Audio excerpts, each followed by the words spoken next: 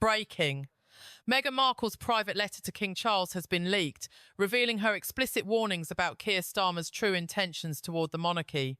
Royal sources confirm she detailed hostile government plans months before they became public. And what happened next triggered an unprecedented royal family emergency meeting at Balmoral Castle. The future of Britain's constitutional monarchy now hangs in the balance. If you want to understand how this royal intervention could reshape British politics forever, hit subscribe now because this explosive revelation will disappear from public view by morning. Here's what sparked this extraordinary royal crisis. At 3:42 a.m. today, the Daily Mail published excerpts from a 4-page handwritten letter sent by the Duchess of Sussex to King Charles III, dated March 17th. The correspondence was marked strictly private and confidential and delivered through diplomatic channels rather than royal mail. In the letter, Meghan detailed specific conversations she and Prince Harry had witnessed during their time as working royals. These weren't casual remarks about the monarchy. They were explicit strategies discussed by Starmer and his inner circle before taking office. The letter described how senior Labour figures had privately expressed intentions to systematically reduce royal influence while publicly maintaining supportive positions. Within hours of publication, Buckingham Palace issued an unprecedented statement confirming the letter's authenticity while condemning its unauthorised release. But something remarkable happened next. Rather than denying Meghan's claims, the palace statement carefully noted that His Majesty takes all correspondence from family members with appropriate seriousness. That diplomatic language sent shockwaves through Westminster as officials realised the King was effectively confirming the substance of Meghan's warnings.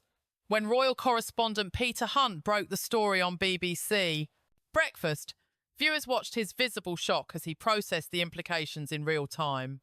His exact words captured the moment's gravity. If accurate, this letter represents the most significant royal intervention in politics since the abdication crisis. Meghan Markle appears to have functioned as an early warning system for the King about government intentions toward the monarchy. The BBC studio fell silent as Hunt continued. Sources close to the palace confirm the King immediately ordered detailed security reviews following receipt of the Duchess's letter. Those security protocols were activated last week when government actions aligned precisely with what Meghan had warned about. Within minutes, government ministers scrambled to contain the damage. Cabinet Office Minister Pat McFadden appeared on Sky News at 8:15 a.m., visibly uncomfortable as he attempted to dismiss the letter as misunderstandings and private conversations taken out of context. His performance convinced no one. When pressed on specific allegations that Labour had conducted hostile capability assessments of palace operations, McFadden's non-denial spoke volumes. The relationship between government and monarchy evolves with each administration.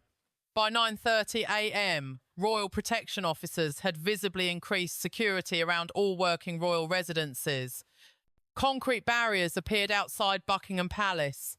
The royal standard was lowered, indicating the King had left London. Palace sources confirmed an emergency meeting of senior royals had been convened at Balmoral Castle in Scotland, the traditional royal refuge during constitutional crises. The symbolic significance wasn't lost on constitutional experts. Professor Sarah Williams of Cambridge noted, moving royal deliberations to Balmoral sends a clear message. The monarchy is activating historical protocols for managing constitutional threats. By midday, number Meghan warned, a number royal crisis were trending globally. The government's combative approach to the monarchy, previously conducted behind closed doors, was now exposed to international scrutiny. Meanwhile, ordinary British citizens who cherish their royal traditions are watching with growing alarm as evidence mounts of government hostility toward the monarchy. Margaret Thompson, a 69-year-old grandmother from Yorkshire, organised an impromptu vigil outside York Minster. Her handmade sign reading "God Save Our King" from politicians was photographed and shared millions of times online. "I've supported Labour all my life," Thompson told regional reporters, her voice trembling with emotion, "but I won't stand by while they dismantle hundreds of years of British tradition." Her sentiment reflects a spreading national concern. While government ministers publicly dismiss the significance of Meghan's letter, internal polling obtained by The Telegraph shows 72% of British voters, including 58% of Labour supporters, believe the government should respect the traditional role of the monarchy. The contrast is so stark, so fundamentally troubling, that traditional political divisions are rapidly dissolving around this constitutional issue. William Davidson, 74, a retired Royal Navy officer who typically votes Conservative, stood side by side with lifelong Labour supporters outside Buckingham Palace, holding signs supporting the King. "This isn't about politics anymore," Davidson explained to gathered journalists. "This is about whether Britain remains Britain." His interview has been viewed 4.3 million times since yesterday. While ministers engage in what the letter describes as a systematic programme to diminish royal constitutional functions, ordinary citizens across the political spectrum are uniting in defence of the monarchy. Veterans groups have been particularly vocal, with the British Legion releasing a statement emphasising that service to Crown and Country remains meaningful to those who have defended the nation. Meanwhile, at an exclusive London restaurant last night, ministerial advisers were overheard mockingly referring to medieval pageantry and the royal obstacle course while discussing legislative strategies. The disconnect between government elites and ordinary citizens couldn't be more pronounced. Then something unprecedented happened that nobody saw coming. At 2:15 p.m, Prince William made an unscheduled public appearance at a military hospital in Hampshire. While ostensibly there to honour wounded service personnel, his carefully chosen words carried unmistakable constitutional significance. "Throughout history, the Crown has stood as guardian of our democratic traditions and national continuity," the Prince of Wales stated, making direct eye contact with the cameras. "That sacred duty transcends any individual or government of the day." Royal protocol experts immediately recognised the gravity of his intervention. Former Royal Communications Director Paddy Harverson called it the most direct assertion of constitutional monarchy we've seen from Prince William, a clear signal the royal family is united in defending its role, though never mentioning the government directly. William's emphasis on the Crown's role above short-term political objectives left no doubt about his message. Palace insiders reveal the statement was personally approved by King Charles, indicating full alignment within the royal family. The optics are catastrophic for Starmer's government. While ministers dismiss concerns about their approach to the monarchy, both the heir to the throne and the king himself are signalling institutional resistance. Constitutional expert Professor Richard Palmer of Oxford called the situation the most significant tension between Crown and government since the 1972. Former prime ministers from both parties have privately contacted the palace to express support for the monarchy's traditional role. The Archbishop of Canterbury added his voice with a carefully worded statement about respecting institutions that provide national continuity and identity beyond political cycles. Government whips were reportedly blindsided by this unified institutional response, having prepared only for partisan political attacks rather than cross-party defence of constitutional monarchy. The political impact was immediate and severe. The pound strengthened 1.4% against the dollar as markets reacted positively to signals the monarchy was actively defending its constitutional position. Inside Westminster, party discipline fractured visibly. 37 Labour MPs signed an open letter affirming unwavering support for constitutional monarchy, a direct challenge to perceived government hostility. Cabinet unity collapsed as ministers positioned themselves for potential fallout. Culture Secretary Lucy Powell publicly stated that Labour has always respected the constitutional role of the monarchy, language notably different from the Prime Minister's more measured statements. Foreign Secretary David Lammy reportedly expressed concerns about the diplomatic implications of tensions with the palace, warning that Commonwealth relationships could be damaged. Government WhatsApp messages leaked to The Sun reveal panic at the highest levels. "We've completely misjudged public sentiment on this," wrote one senior advisor. "The monarchy has far deeper support than our polling indicated." The international reaction was equally troubling for the government. Commonwealth nations expressed concern, with the Australian Prime Minister noting constitutional continuity remains valued throughout the Commonwealth. President Biden's spokesperson carefully emphasized America's special relationship with the UK includes respect for its unique constitutional arrangements. European leaders, typically hesitant to comment on British internal matters, made pointed references to respecting national traditions and institutions. Social media exploded with "Idin institution," unprecedented support for the monarchy from across the political spectrum. Hashtags like #Stand with the King and #Constitutional Crisis trended globally for 18 consecutive hours. YouGov polling showed devastating trends for the government. 67% of respondents believed Labour should publicly commit to respecting the monarchy's traditional role. Street demonstrations supporting the monarchy have erupted in 27 cities across Britain. Outside Westminster, thousands gathered with Union Jacks and signs reading "Defend Our Crown," an extraordinary show of public support transcending normal political divisions. Inside Downing Street, absolute chaos has erupted. Ministers are openly discussing whether the government has fundamentally misjudged public attachment to the monarchy. Cabinet Secretary Simon Case has reportedly warned the Prime Minister that the civil service has constitutional obligations to the Crown that exist independently of government directive. Attorney General Shabana Mahmood has cautioned that certain planned legislative changes affecting royal prerogative would face significant legal challenges. WhatsApp groups with names like Monarchy Strategy and Palace Response are filled with increasingly desperate messaging. Senior civil servants describe profound constitutional discomfort with implementing directives that undermine established relationships with the palace.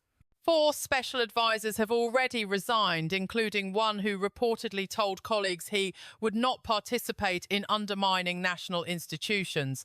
Labour backbenchers are in near revolt, with constituency offices reporting overwhelming voter concern about the government's approach to the monarchy. The government faces a stark choice: publicly reaffirm respect for traditional constitutional arrangements or risk further erosion of parliamentary support. Shadow ministers from the Conservative opposition have requested an emergency Privy Council briefing, suggesting they view the matter as transcending normal political competition. Veteran Labour MP Harriet Harman reportedly told colleagues, "We weren't elected to fight the monarchy. This miscalculation could cost us everything we hope to achieve." But here's the bombshell that could destroy Starmer's relationship with the palace permanently. Meghan's letter reportedly contains transcripts of private conversations where Starmer explicitly discussed using administrative powers to restrict royal influence. The most damaging section, verified by multiple palace sources and partially published by The Telegraph at 4:30 p.m. today, alleges that before becoming Prime Minister, Starmer told associates, "The monarchy functions at the government's pleasure in the modern era. They've forgotten that fundamental reality." The letter claims this statement was made at a private dinner attended by the Sussexes during their final months as working royals. If these accounts are accurate, and all evidence suggests the palace believes they are, then the government's public expressions of respect for the monarchy were fundamentally dishonest. Think about what that means. While publicly presenting himself as a traditional supporter of constitutional monarchy, Starmer was privately planning significant restrictions on royal functions and influence. The optics are absolutely devastating. Not just political miscalculation, but fundamental dishonesty about intentions toward a 1,000-year institution. According to sources within the palace, King Charles has requested and received formal legal advice regarding the Crown's constitutional options if the government attempts to unilaterally restrict royal functions. The advice allegedly confirms that certain core royal prerogatives remain protected by constitutional convention rather than merely existing at governmental discretion. One senior palace official reportedly told associates, "This isn't about politics. This is about preserving constitutional balances that have evolved over centuries." Britain stands at the precipice of its most serious constitutional crisis since the abdication, with potential consequences that could permanently reshape relations between monarchy and government. Meanwhile, opposition parties are executing carefully calibrated responses to the crisis. While Labour struggles to contain the damage, Conservative leader Rishi Sunak has positioned himself as defender of traditional British institutions. There are moments when constitutional principles transcend normal political divisions, he declared from the steps of his constituency office. The relationship between Crown and Parliament is fundamental to our system of government. The contrast couldn't be more striking. A government perceived as hostile to the monarchy versus opposition parties standing firmly with the king. The polls tell the devastating story. Labour's approval rating has fallen from 48% to 39% in just 36 hours. Conservative support has risen to 35%, their strongest position since the election. Most concerning for Starmer, detailed polling shows significant erosion among older voters across all regions, the demographic most attached to traditional institutions and most reliable for electoral turnout. Political historians call this the most significant constitutional controversy since Labour's House of Lords reforms under Tony Blair.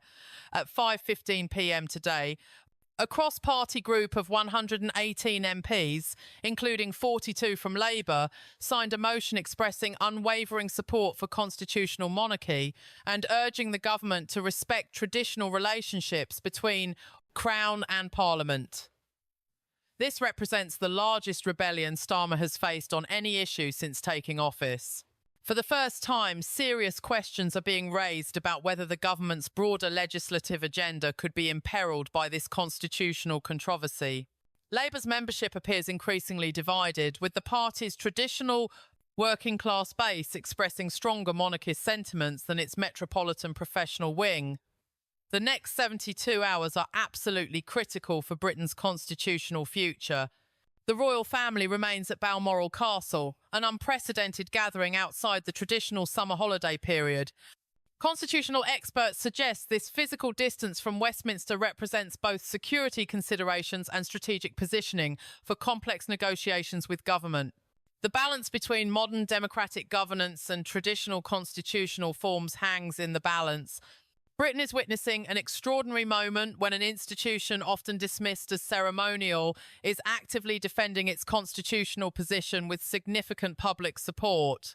This crisis will be studied for generations as a critical test of Britain's unwritten constitutional arrangements. At its centre stands a Prime Minister who apparently misjudged the depth of public attachment to the monarchy and the institution's willingness to defend its position. Not since the 1970 seconds has the relationship between Crown and government faced such fundamental tensions. Constitutional scholars warn that rebuilding trust between palace and government could take years. The monarchy has demonstrated remarkable institutional resilience in activating cross-party support for its constitutional role. International observers have noted with surprise the British public's strong response in defence of an institution often assumed to be of diminishing relevance in modern democracy. And ordinary Britons across the political spectrum find themselves united in defence of a constitutional arrangement that has defined their nation for centuries. As royal government consultations continue and public opinion solidifies around support for traditional constitutional balances, Britain stands at a crossroads that will define its governance for generations to come. So here's the question that matters. Did Meghan Markle just save the British monarchy by exposing government plans before they could be fully implemented? Was Starmer genuinely planning to restrict royal influence, or were his comments exaggerated in the retelling? And could this constitutional crisis permanently reset the relationship between Crown and government in Britain? What do you think? Has the monarchy demonstrated its continued relevance by activating deep public support across political divisions? Or does this crisis reveal the fundamental tensions in Britain's unwritten constitution? Drop your thoughts in the comments below. We read every single one. And if this story shocked you as much as it shocked us, share it with everyone who needs to see what's really happening in Westminster right now. The mainstream media won't tell you the full implications of this unprecedented constitutional standoff, but we will. Next week, we'll reveal exclusive details from within Balmoral Castle as the royal family formulated its response to this extraordinary challenge, including which senior royal proposed the most dramatic constitutional countermeasures. You won't believe what happened when the King's private secretary presented Starmer with the palace's formal constitutional position.